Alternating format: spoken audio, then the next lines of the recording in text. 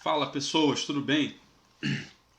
Vamos dar continuidade aqui na fisiologia celular, naquele tema que eu considero que seja um dos mais importantes, tá? Nesse ponto do curso, tá? Que vai permitir a extrapolação da sinalização e dos mecanismos de resposta de quando a gente estiver avaliando sistemas específicos. Tá? Como um sistema ele tem uma grande variação de padrão de respostas, eu separei em duas partes. Hoje a gente vê a parte 1, amanhã eu disponibilizo a parte 2. Tá? Só que de longe essa parte 1 é aquela que é a mais comum e mais recorrente nas respostas celulares. Bom, não custa nada lembrar. Lembra que as células em repouso, tá? Elas em repouso é modo de dizer, né? As células funcionalmente, tá? No chamado potencial de repouso ou potencial de membrana, elas tendem a apresentar um estado eletronegativo no seu interior, tá? O que é caracterizado pela ocorrência do que a gente chama de potencial de repouso celular, tá? Caracterizado principalmente pelo acúmulo de cargas negativas intracelulares, tá? E por aquela variação do fluxo de íons potássio, que tende a sair por diferença de concentração e tende a ser aprisionado por diferença eletroquímica. Sugiro ver ou rever esta aula de potencial de repouso. Vou deixar lá nos finais lá para você clicar. O potencial de ação ela já é aquela resposta em que as células geram ao serem ativadas por algum tipo de estímulo. Alguns dos estímulos vão ser discutidos hoje nessa aula de recepção e sinalização. Tá? A ativação do potencial de ação ela se dá a partir do momento em que o estímulo alcançado na célula ele chega ao valor limiar, né, ao limiar de excitabilidade. E aí você lembra que na hora em que o limiar de excitabilidade ele é alcançado, a célula responde abrindo os canais de sódio e potássio dependentes de voltagem. Sem alcançar o limiar, as células não abrem esses canais. Na hora que elas abrem esses canais, os canais de sódio são rápidos, os canais de potássio são lentos. Então, primeiro tem um influxo de sódio, que vai fazer com que a célula despolarize, fique geralmente muito eletropositiva. Depois, esses canais de sódio fecham, ficam inativados, e aí eu tenho a abertura dos canais de potássio, tá? Que é uma abertura lenta e, consequentemente, vai resultar num processo de efluxo de carga positiva de potássio, vai fazer com que a célula repolarize e, consequentemente, acaba até indo para um processo de hiperpolarização. Depois disso, né, com o fechamento dos canais de potássio, eu tenho mecanismos de correção celular que faz com que ela saia da hiperpolarização e volte para o repouso. Tá? Só que, principalmente quando você fala em neurônios, na hora em que você estimula uma célula através do potencial de ação, essa célula ela fica excitada e isso vai levar ela a gerar uma resposta. Essa resposta pode ser uma sinapse elétrica ou uma sinapse química. O que interessa para a gente aqui nesse momento é a sinapse química, que é aquela que é mediada por neurotransmissores, conforme está na imagem aqui do lado. Então o que você tem? Na hora em que a célula ela sofre a excitação, sofre o potencial de ação e alcança o limiar de estabilidade naquele ponto, né? Além dos canais de sódio e potássio dependente de voltagem que indicam a ocorrência da despolarização no terminal do axônio, você também vai ter a abertura dos canais de cálcio dependente de voltagem, que você só encontra aqui. Isso vai fazer com que ocorra um influxo de cálcio, e esse influxo de cálcio vai permitir com que o íon cálcio se ligue entre as proteínas SNER da vesícula, que tem os neurotransmissores, e as proteínas SNER, que estão localizadas na membrana. Na hora em que o cálcio faz essa interação, ele permite com que a vesícula, a membrana dela se funda com a membrana da própria célula e, consequentemente, isso permite a exocitose. Essa exocitose garante a liberação do neurotransmissor. E aí o neurotransmissor se liga no seu receptor e aí começa a história de hoje. Bom, em geral, os receptores eles possuem naturezas diferentes e mecanismos de sinalização diferentes. O que é importante é a gente entender que nem todo ligante, né, a coisa que se liga ao receptor, é um neurotransmissor. Não precisa vir de sinapse. Pode ser uma droga, pode ser um hormônio, pode ser outra substância, tá? Pode ser um medicamento. Bom, o que é importante entender na dinâmica geral dos receptores? Existem receptores diferentes, que podem se ligar à mesma molécula, como está aqui, receptores diferentes que podem se ligar à mesma molécula e, dependendo do tecido, eles podem gerar padrões de respostas iguais ou padrões de respostas diferentes. Ao mesmo tempo, receptores ligantes diferentes que se ligam a receptores diferentes podem gerar o mesmo tipo de resposta. Tá? Então, o que eu preciso que fique claro aqui é que, embora em alguns casos as respostas elas sejam muito claras e padronizadas, em muitas outras situações também você vai ter que levar em consideração qual é o tipo da substância, qual é o tipo de receptor que ela está ligando e qual o tecido que ela está ligando. Porque aí você vai ter uma ideia de qual tipo de padrão de resposta que ela vai gerar. Tá? Resumindo, aqui é meio que tudo possível. Tá? Bom, o exemplo que a gente tem em tela aqui é do... aqui a bolinha verde, o GABA. O GABA ele é um neurotransmissor muito característico de respostas inibitórias, tá? De respostas eletronegativas, de indução de hiperpolarização, melhor dizendo. Bom, o GABA ele tende a se ligar aos receptores do tipo GABA. Tá? Esse receptor é um receptor que ele está fechado. Aqui nesse exemplo que a gente tem é o receptor GABA subtipo A. Então, perceba que tem variações do receptor. E esse receptor ele naturalmente está fechado. Tá? Na hora em que o GABA se liga a ele, a proteína receptora ela muda a configuração e ela se abre. Na hora que ela se abre, ela permite com que haja um influxo de cloreto. O cloreto é mais concentrado fora do que dentro, apesar de eletronegativo, e ele tende a entrar.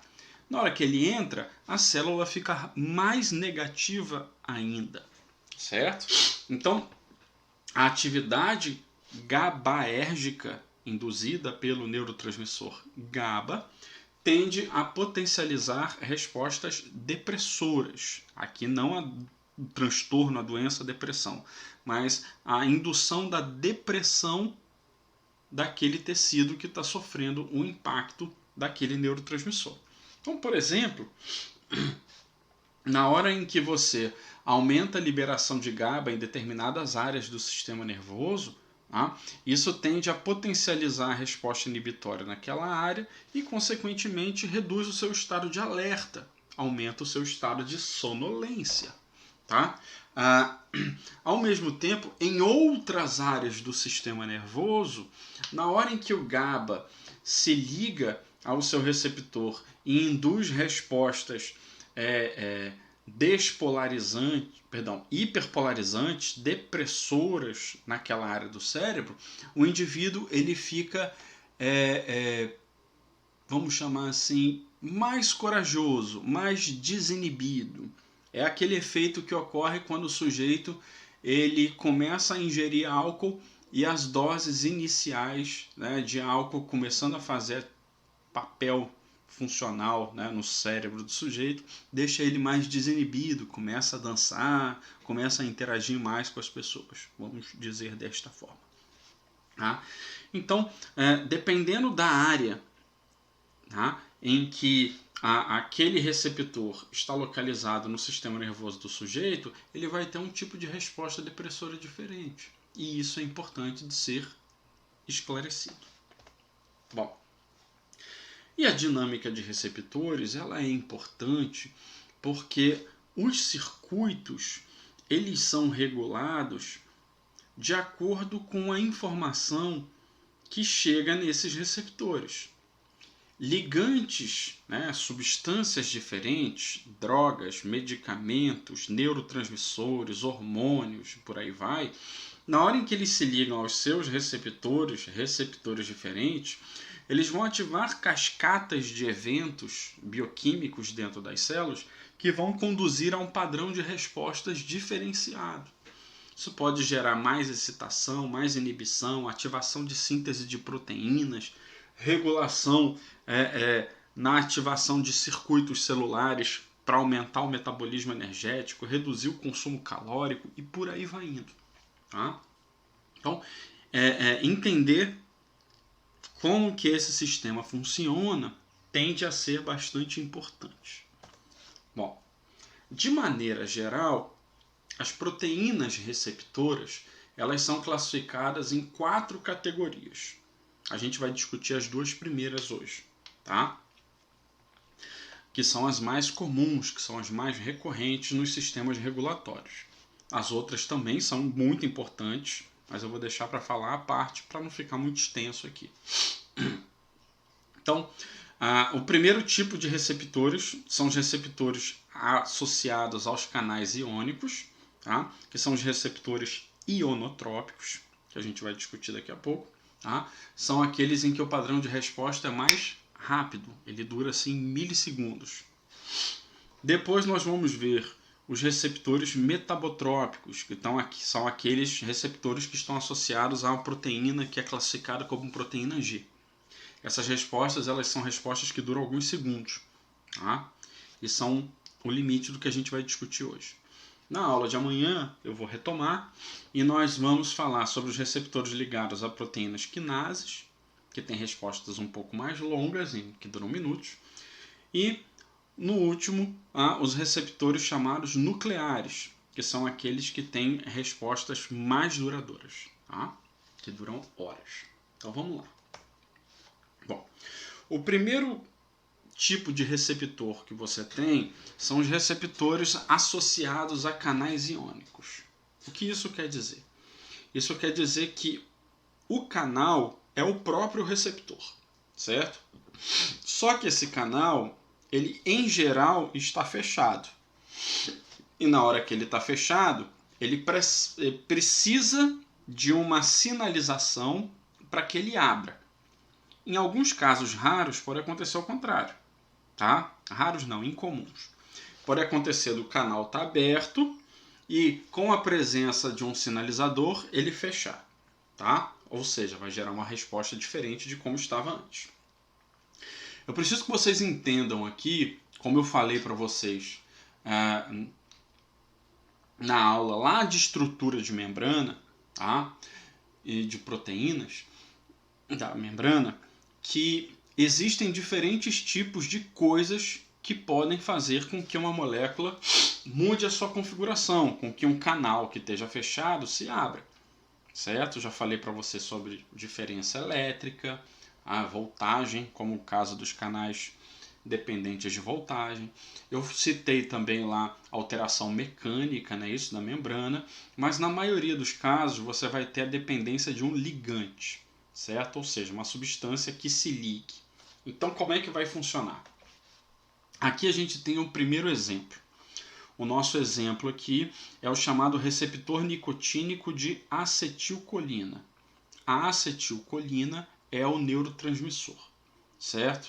A gente chama aqui de receptor nicotínico porque foi demonstrado em meados do século passado que a nicotina, né, que a gente adquire principalmente no fumo, ela tem a mesma capacidade da acetilcolina de se ligar neste receptor e gerar a mesma resposta, certo?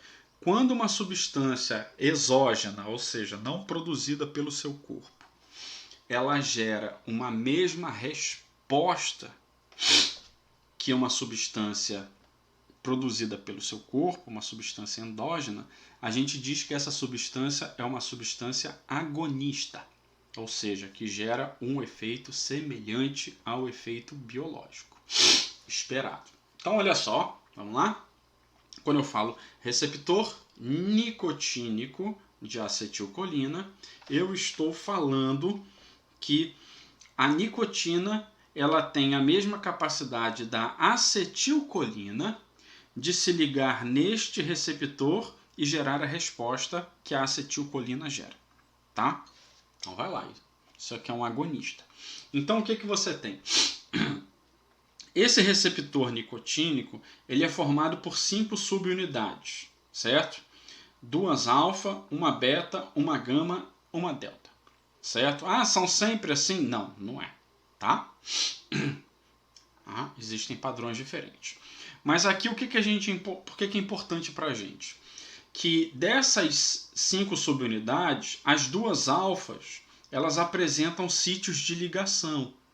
Então, enquanto a acetilcolina não está ligada aos 2 sítios, o canal nicotínico está fechado, tá? O receptor não está ativo. Na hora em que a acetilcolina, no plural, acetilcolinas se ligam cada uma ao receptor, isso altera a conformação e enquanto está ligado o canal abre. Na hora que o canal abre, vai chover íon sódio para dentro da célula. Lembra? Na hora que entra sódio, está entrando carga positiva na célula, certo?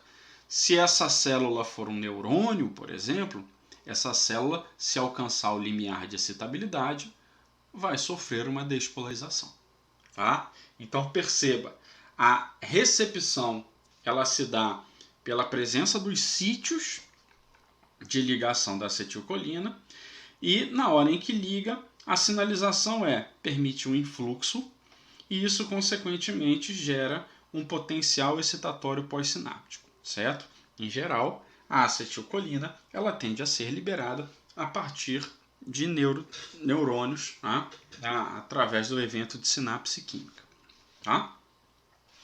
Outros exemplos de receptores ionotrópicos, receptor GABA-A, que eu mencionei agora há pouco, o receptor de serotonina tipo 3, receptor NMDA, que é de glutamato. Tá? A gente vai se familiarizando com isso nas próximas aulas. Mas o que é importante aqui ficar claro também? É importante ficar claro que o canal ele só vai ficar aberto enquanto a acetilcolina estiver ligada nas subunidades. Na hora em que desliga, o canal fecha. Tá? Como essa não é uma ligação de alta estabilidade, ela liga e desliga, liga e desliga, liga e desliga. Certo? Então, por isso que a resposta ela dura milissegundos. O outro exemplo, baseado aí no que a gente viu agora há pouco, tá? É o receptor GABA-A, que é o receptor do GABA, ácido gama-aminobutírico. Tá? Então, o que acontece? Ele vai ter também 5 subunidades, só que é 2 alfa, 2 beta e 1 gama. Na hora em que o GABA se liga ao receptor, o receptor ele altera a configuração e abre o canal que em geral está fechado. Na hora que ele abre o canal, ele permite o influxo de cloreto. Na hora que entra cloreto, entra carga negativa, a célula sofre um potencial inibitório pós-sináptico. A célula fica hiperpolarizada, inibida, certo? Bom, aqui a gente tem outros exemplos que fortalecem essa ideia. Tá? Esse sistema de sinalização ele é importante porque ele gera muitas respostas celulares, não só no sistema nervoso, tá? Mas em outras partes do corpo. Tá? Então, a contração muscular ela se dá através desse tipo de mecanismo. Você libera neurotransmissores, eles vão se ligar aos receptores musculares e isso vai gerar respostas excitatórias que, por exemplo, vão levar à contração da musculatura. Tá? Aqui a gente tem outros exemplos. Além do receptor nicotínico de acetilcolina, tá? Além do receptor GABA-A, tá? Eu tenho aqui o receptor de 5-hidroxitriptamina tipo 3. 5-hidroxitriptamina, a gente vai ver também depois mais, é a serotonina. Tá?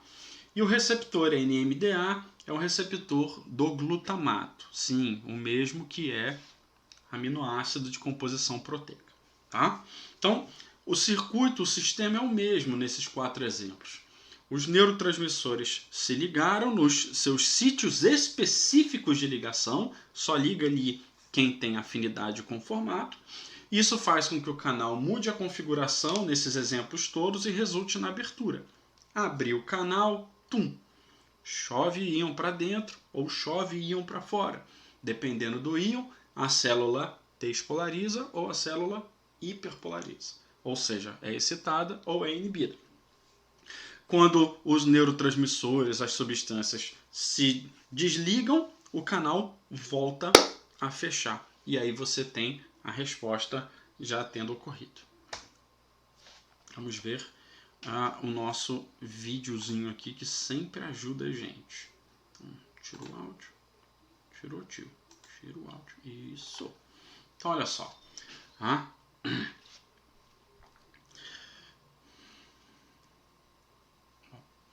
Aqui você tem a proteína, ó, o poro está fechado, tá? Então, ó, os sítios de ligação eles estão aqui. O ligante ele vai se ligar. Na hora que se liga, ó, o canal abre, chove os íons, ó, a bolinha para dentro. Desligou, fechou. Parece um chuchu esse receptor, né? Ligou, abriu, chove o íon para dentro. Nesse nosso exemplo, tá?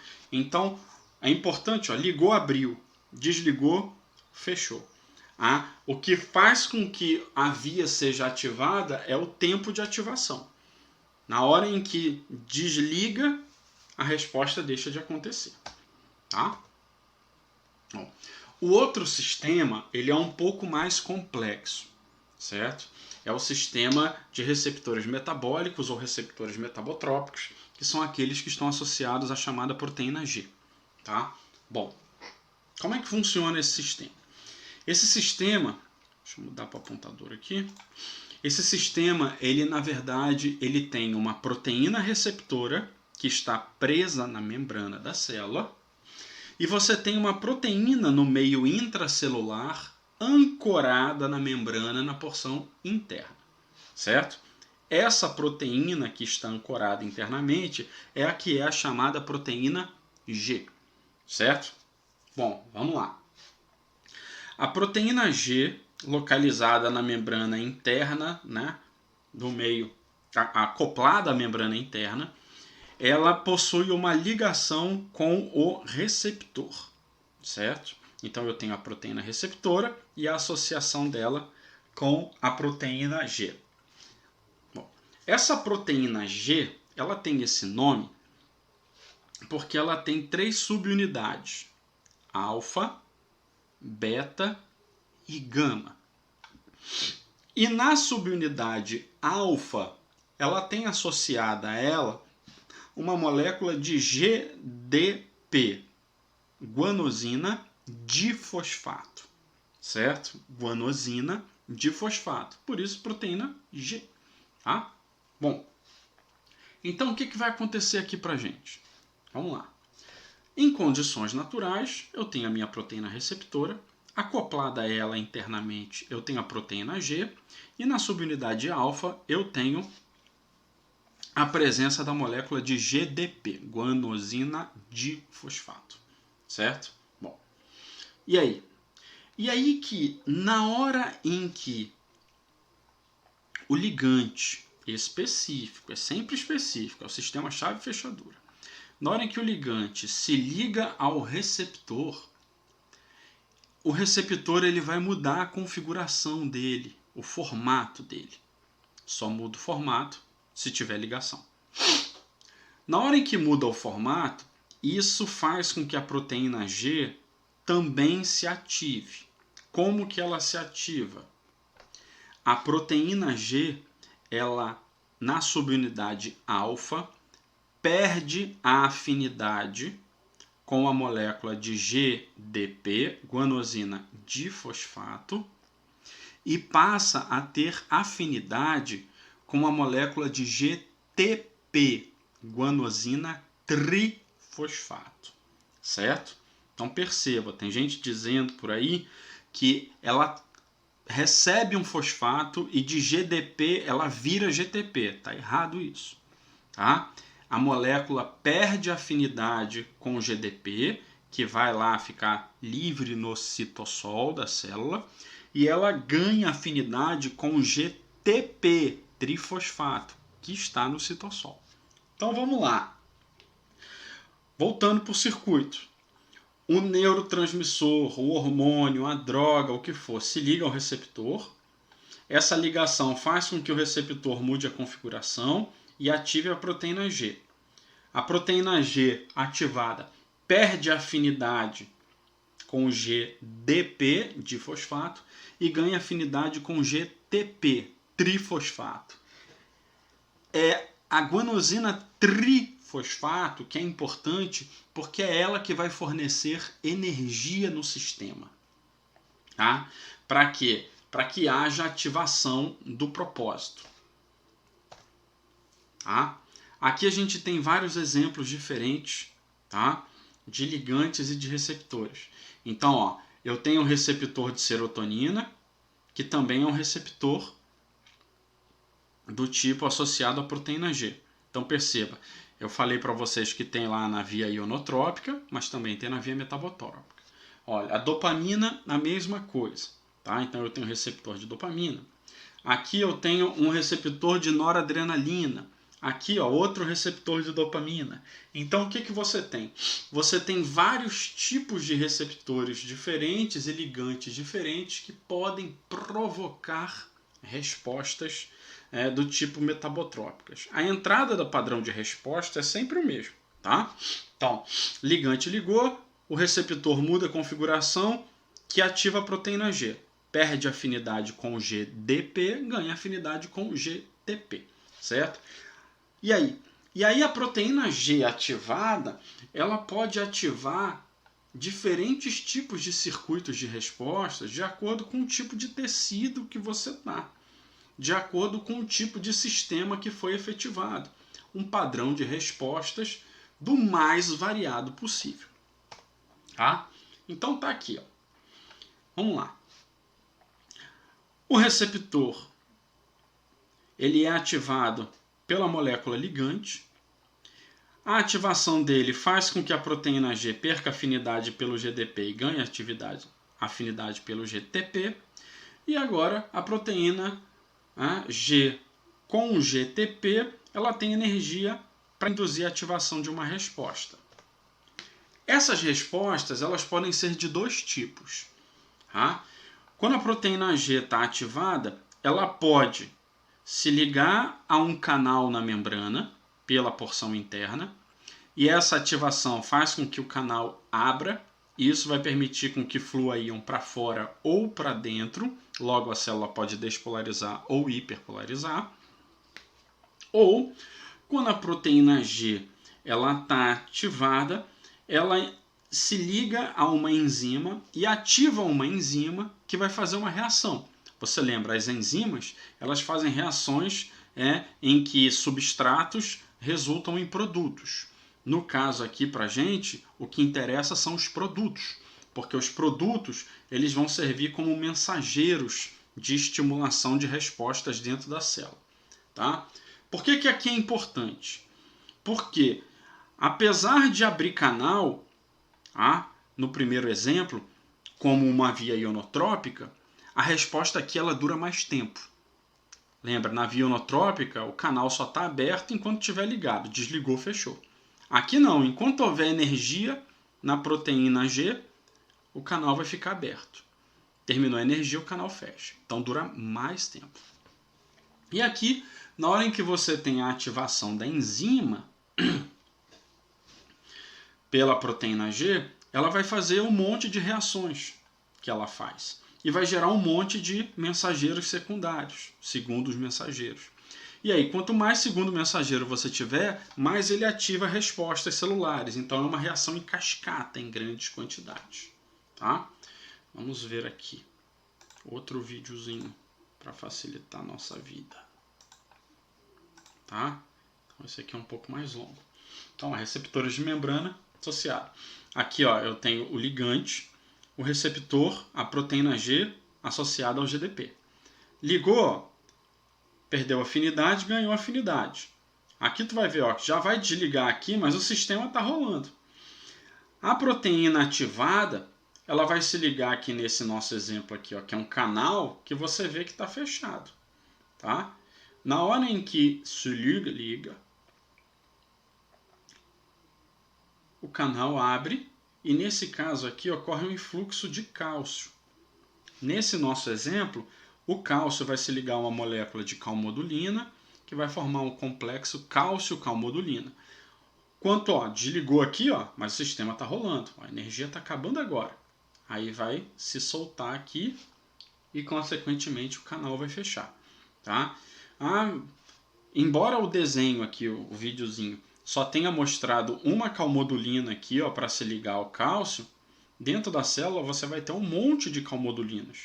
E quanto mais calmodulinas tiver e mais cálcio entrar, mais a resposta vai durar. Mais a resposta vai intensificar, melhor dizendo. Tá? Então, tá aqui. Como é que funciona? O receptor está aqui, a proteína G aqui, inativada, GDP. O neurotransmissor, ou o hormônio, ou o que for, se liga, altera a configuração, ativa a proteína G. Perde afinidade com GDP, ganha afinidade com GTP. Proteína G ativada, a subunidade alfa-GTP vai se ligar a um circuito e a subunidade beta-gama ela pode se ligar a outro circuito. Então você vai ter respostas diferentes a partir de uma única ligação. Isso é extremamente vantajoso porque potencializa o padrão de resposta celular. Tá? E aí?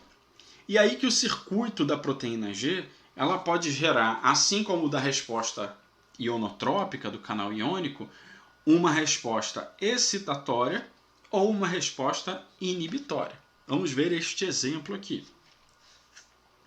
A norepinefrina, que é a noradrenalina, na hora que ela se liga aqui em receptores do tipo beta, se liga ao receptor, ativa a resposta, perde afinidade pelo GDP, ganha afinidade pelo GTP, alfa-GTP no nosso exemplo, vai se ligar a uma enzima, que a gente vai falar sobre ela daqui a pouco. Essa enzima vai gerar o segundo mensageiro, sinalzinho positivo, quando tudo é excitado. Ela vai ativar um circuito que vai provocar uma resposta celular, ou seja, uma resposta excitatória. Só que a mesma noradrenalina, na hora que ela se liga ao receptor alfa-2, ela ativa o receptor que ativa a proteína G. Só que essa proteína G aqui ela é inibitória. Perde afinidade pelo GDP, ganha pelo GTP, alfa-GTP se liga à enzima e no caso aqui, ao invés de estimular a reação, vai manter bloqueado. Então a resposta é inibitória, ela impede a ocorrência da resposta, certo? Então esse exemplo mostra pra gente como que uma mesma substância ligando em receptores diferentes pode gerar padrões de respostas diferentes, tá? Então vamos ver este nosso exemplo aqui, tá?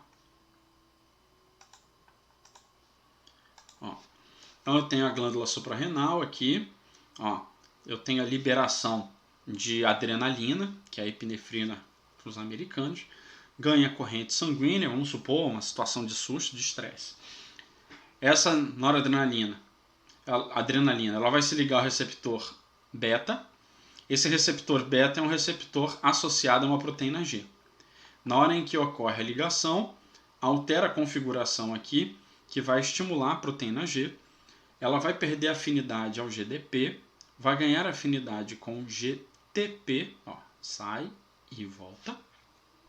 Nesse nosso exemplo, alfa-GTP vai se ligar a uma enzima que está inativada, no caso é a adenilato ciclase. Essa enzima ela quebra ATP em AMP cíclico. O AMP cíclico, vou falar um pouquinho mais daqui a pouquinho, ele vai ser o segundo mensageiro. Quanto mais AMP cíclico é ligado, mais ele se liga à proteína quinase C. Essa proteína quinase C aqui, na hora em que ela é ativada, ela vai ativar circuitos de regulação da transcrição gênica, fatores de regulação da transcrição gênica, fator CREB, que vai induzir a transcrição, a ativação de genes. Na hora que esses genes são ativados, eu vou ter a produção de RNAs mensageiros. Esses RNAs mensageiros vão ser traduzidos e vão gerar proteínas. Essas proteínas, no caso, são proteínas relacionadas à gliconeogênese, que é o quê? São aquelas enzimas que quebram o glicogênio. Eu estou no fígado aqui. Na hora que eu quebro o glicogênio, eu libero glicoses. Essas glicoses vão para a corrente sanguínea e eu aumento a oferta de açúcares para os tecidos.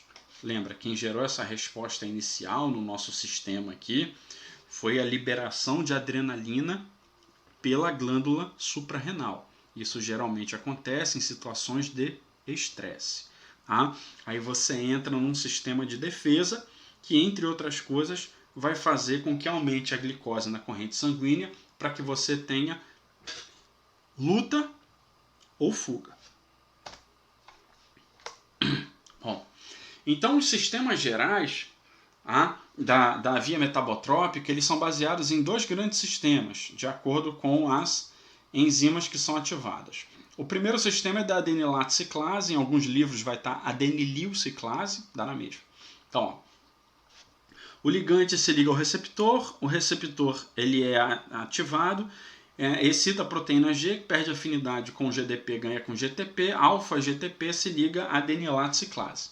A adenilato ciclase, enquanto houver energia aqui, vai quebrar ATP, adenosina 1,2,3-trifosfato, em AMP, cíclico. Adenosina monofosfato cíclico. É cíclico porque a molécula não é linear, tá? E aí? Essa molécula AMP cíclico é que é o mensageiro secundário. É essa molécula aqui que vai ativar os circuitos dentro da célula. Ou seja, quanto mais a adenilato ciclase quebra ATP e gera um monte de AMP cíclico, mais mensageiros secundários eu vou ter para ativar diferentes tipos de circuitos celulares. Tá? Então, comparando, em cima e embaixo, aqui é uma via inotrópica. O canal está fechado. Tá? A substância se liga ao receptor, o canal abre. Ó, fluiu para frente. Receptor perde a ligação, o canal fecha.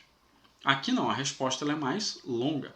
Tá? Então, receptor recebe a ligação do ligante, receptor ativado modifica a afinidade com a proteína G, perde afinidade pelo GDP, ganha GTP, a solubilidade, principalmente alfa-GTP, no nosso exemplo, se liga a adenilato ciclase. A adenilato ciclase, ela quebra ATP em AMP cíclico, e esse AMP cíclico aqui, ó, ele vai se ligar a circuitos diferentes de acordo com o tipo de célula. É importante que você entenda que isso é uma cascata em cadeia, em grande quantidade. Quanto mais AMP cíclico, mais coisas a gente se liga. Isso pode fazer com que a célula sofra potencial de ação, com que a célula aumente a permeabilidade para permitir entradas de substâncias ou saídas de substâncias, vai ativar enzimas, vai ativar rotas metabólicas, vai ativar sínteses proteicas ou vai inibir. Tá? Então são padrões de respostas diferentes de acordo com cada situação. Vamos ver outro exemplo aqui.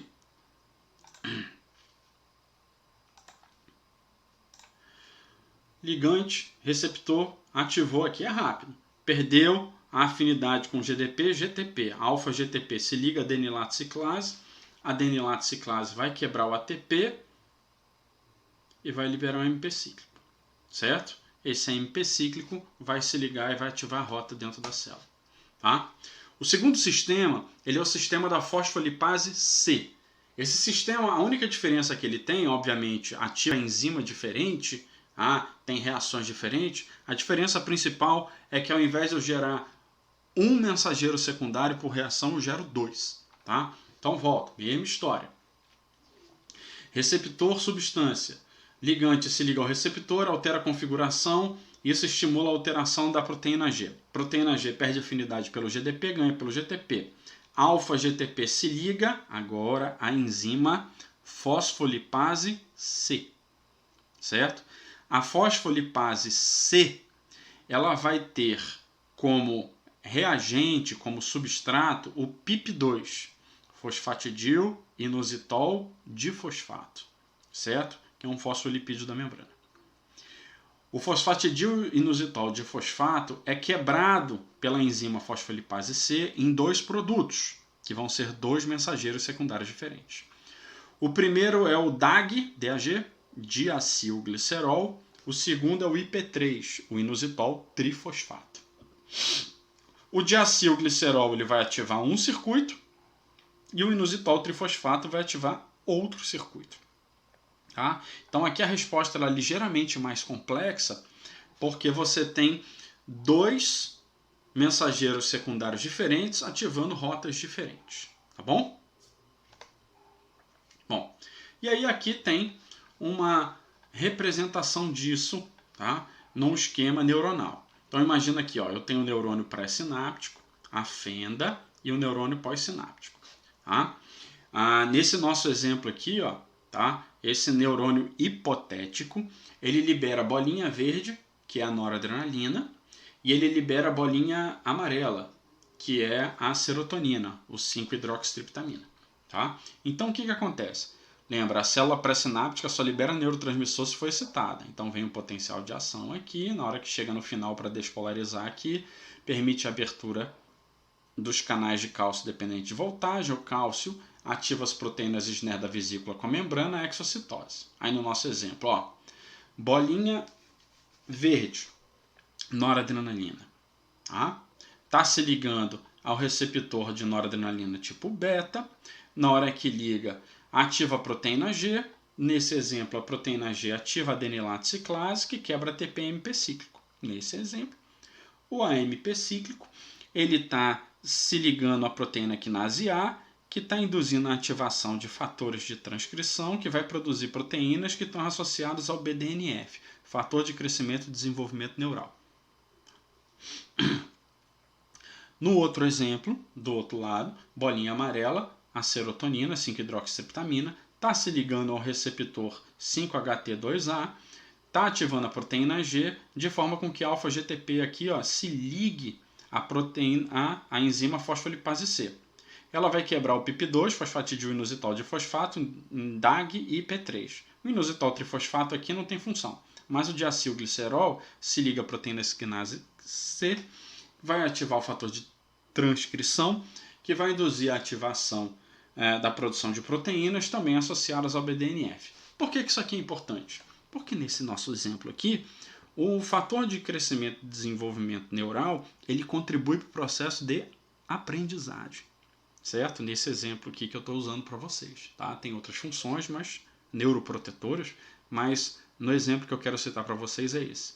Então, se você aprendeu o que a gente está falando aqui agora, certo? Tiver uma visão limpa, fizer um reforço da aprendizagem, anotações, discute com colegas, pergunta para mim, seja lá o que for, tá? Isso potencializa a sua aprendizagem. Tá? Então, entre outras coisas, você aumenta a produção de BDNF e isso contribui com o seu processo de memorização e aprendizagem. Olha aí que legal. Tá? E no final das contas, as proteínas G, os sistemas metabólicos, metabotrópicos, eles tendem a ativar circuitos diferentes, que potencializam cascatas de reações, as mais diversas possíveis e que vão resultar em sistemas efetores diferentes, certo? Isso tudo a gente vai ver de uma maneira bastante funcional no decorrer desta disciplina, tá bom? Então, o tema ele é extremamente importante, tá? É essencial entender esse mecanismo, porque na hora que a gente estiver falando das outras circuitarias, vão ser esses exemplos que vão ser sinalizados. Tá? Então, espero que tenha sido proveitoso. Eu vou deixar aqui disponível aqui as aulas anteriores associadas a esse conteúdo como elemento disparador. Tá? Estude, leia, releia. Não ficou claro? Vê de novo, pergunta, deixa no comentário. Curte, compartilha e vamos ser felizes. Até amanhã!